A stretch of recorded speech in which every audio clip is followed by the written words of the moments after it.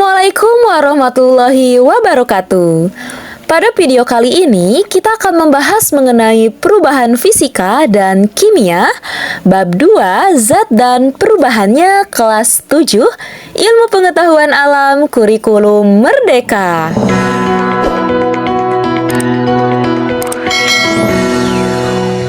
Kalian tentunya pernah ya merobek kertas ataupun membakar kertas?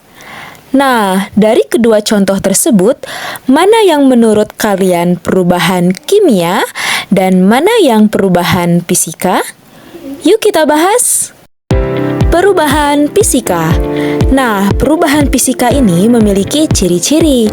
Ciri-ciri yang pertama yaitu materi sebelum dan sesudah perubahan adalah sama. Nah, dari contoh di atas dapat disimpulkan ya bahwa contoh dari perubahan fisika yang pertama adalah merobek kertas. Kenapa? Ya, karena sifat materi tersebut akan tetap walaupun telah dirobek, tidak mengalami perubahan. Artinya, dari kertas tetap menjadi kertas, hanya berubah bentuknya saja. Nah, ciri yang kedua dari perubahan fisika yaitu dapat kembali ke bentuk semula atau disebut juga reversible.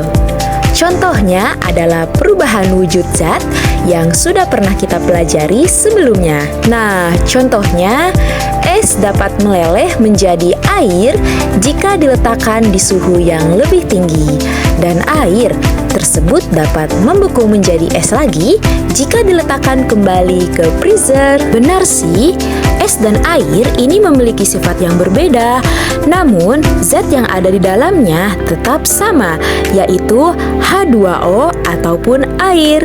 Selain perubahan wujud zat, perubahan fisika juga dapat terjadi ketika kita melarutkan sebuah zat. Contohnya ketika kita melarutkan gula. Nah, hal ini karena larutan gula tersebut masih terdapat air maupun gula. Tidak ada zat atau materi yang berbentuk, sifat air masih bisa kita lihat karena dapat dituang ke wadah satu ke wadah yang lainnya. Dan juga sifat gula akan tetap manis. Nah, artinya tidak ada materi yang berubah. Air adalah materi yang istimewa karena kita dapat menjumpainya dalam bentuk padatan, cairan, dan gas dalam dunia ini, baik secara langsung maupun tidak langsung. Sesungguhnya, 2/3 bagian dunia ini adalah air. Dalam ketiga bentuk ini, sebagian besar es terdapat di wilayah kutub. Nah, air yang ada di bumi kita tidak akan pernah habis jumlahnya karena air memiliki siklus air ataupun daur ulang air. Siklus air. Apa itu siklus air?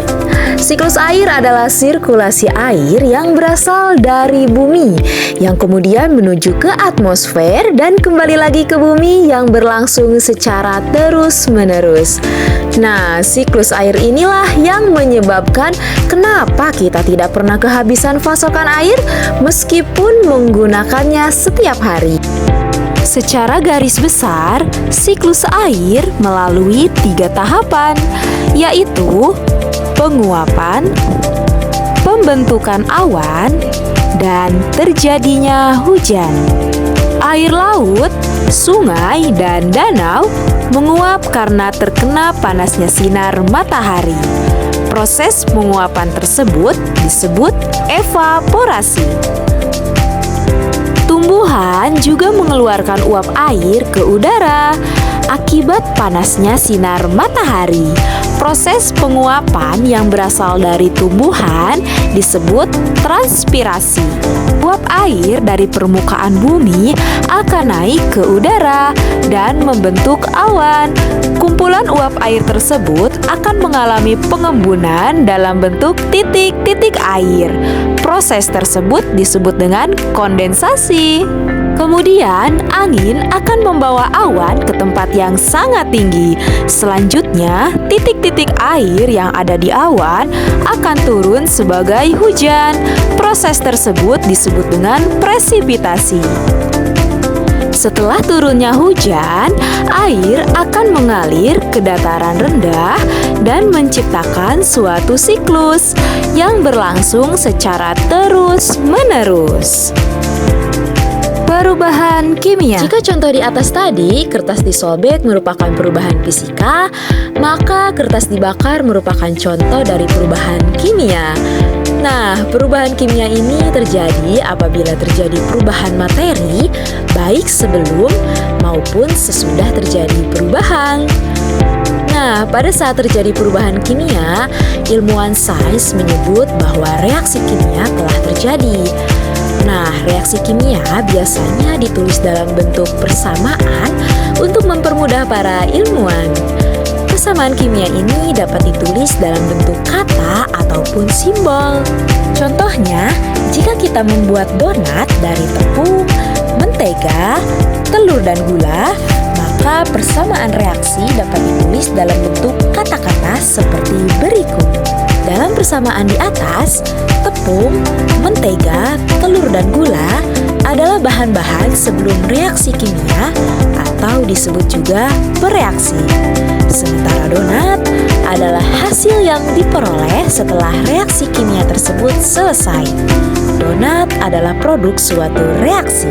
Nah, ada 4 tanda-tanda terjadinya reaksi kimia. Yang pertama yaitu adanya perubahan warna. Nah, pernah ya kalian melihat seseorang yang mengecat rambutnya? Nah, itu merupakan contoh dari perubahan kimia karena adanya terjadinya perubahan warna. Contoh lainnya juga terjadi ketika ibu yang sedang memanggang kue sampai warnanya kecoklatan. Yang kedua, terbentuknya gas. Tanda kedua dapat dilihat pada reaksi antara logam magnesium dengan larutan bening asam klorida. Nah, pada larutan tersebut akan terbentuk gelembung yang terbentuk pada saat air mendidih karena gelembung-gelembung ini merupakan hasil reaksi kimia antara magnesium dan asam klorida yang membentuk gas hidrogen. Selain gas hidrogen, dihasilkan pula larutan magnesium klorida. Jadi dapat dilihat ya bahwa zat yang ada di sebelum dan sesudah reaksi itu berbeda. Yang ketiga, terbentuknya endapan. Beberapa reaksi kimia menghasilkan endapan sebagai salah satu produknya. Padahal tidak ada endapan atau padatan pada reaksinya. Reaksi awal biasanya berawal dari larutan yang keruh setelah dicampur. Nah, larutan yang keruh menunjukkan adanya padatan yang tidak larut. Apabila dibiarkan beberapa saat, maka padatan itu akan menumpuk di bagian bawah dan padatan ini yang disebut endapan. Yang keempat, adanya perubahan energi. Reaksi kimia yang terjadi pada saat terjadi ledakan menunjukkan adanya cahaya dan panas. Cahaya dan panas adalah dua bentuk energi. Reaksi lainnya yang menunjukkan perubahan energi adalah reaksi pembakaran logam magnesium. Seperti yang dicontohkan pada video tersebut, ada cahaya yang sangat terang yang terlihat ketika pembakaran. Setelah pembakaran, diperoleh serbuk putih seperti abu, yaitu magnesium oksida. Nah, itulah tadi materi yang disampaikan mengenai perubahan fisika dan kimia. Jika dirasa bermanfaat, silahkan di-share. Dan jika ada pertanyaan, silahkan ditulis di kolom komentar. Oke, saya akhiri. Wassalamualaikum warahmatullahi wabarakatuh.